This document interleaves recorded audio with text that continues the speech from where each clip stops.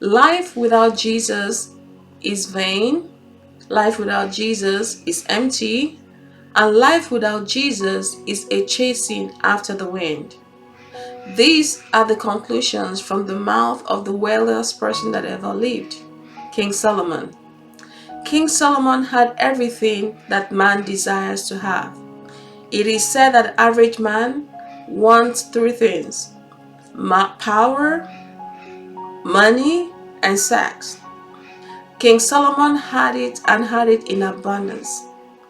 King Solomon was not just powerful, he was a great king that ruled and controlled even territories beyond even his environment. King Solomon was the wealthiest person that lived in his time, and in our modern times, it's been calculated that his wealth is still the greatest that any person has ever had. It is said that his wealth still totals in trillions of dollars in today's economy. King Solomon also had sex or relationships. He had 700 wives and 300 concubines. He had a harem of women. I don't know of any person who has achieved much more than him in that department. King Solomon had 700 wives and 300 concubines. I don't know of any other person with such records. King Solomon also had knowledge and wisdom. He was knowledgeable in every area of life because God gave him wisdom. He was wise in business dealings. He wrote books. He wrote poems. He wrote about botany, about sciences, about arts, about music. He wrote it all.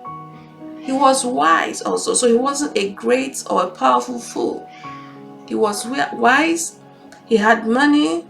He was a king, and he had a lot of women. And then he said at the end of it all that chasing after all these things, acquiring all these things, and having all these things without having God at the center of it all is vanity. Vanity upon vanity, all is vanity. He said everything is like a chasing after the wind. You never catch the wind no matter how much you chase it. And what does he advise us to do? King Solomon has 3 words of advice for us.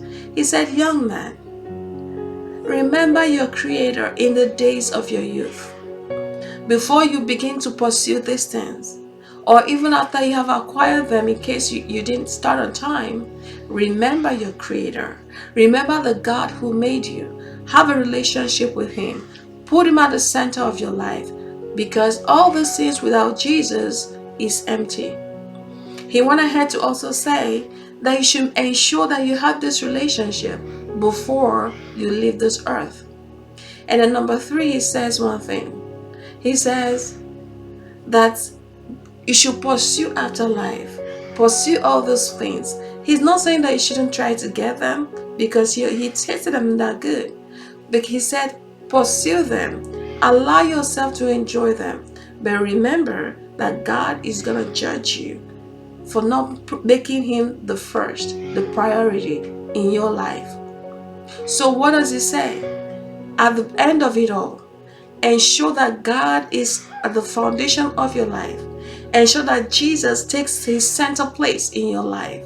Because your life is all like a puzzle. Without Jesus, it is empty. Vanity upon vanity, all is vanity. Without Christ, without Jesus, life is vanity.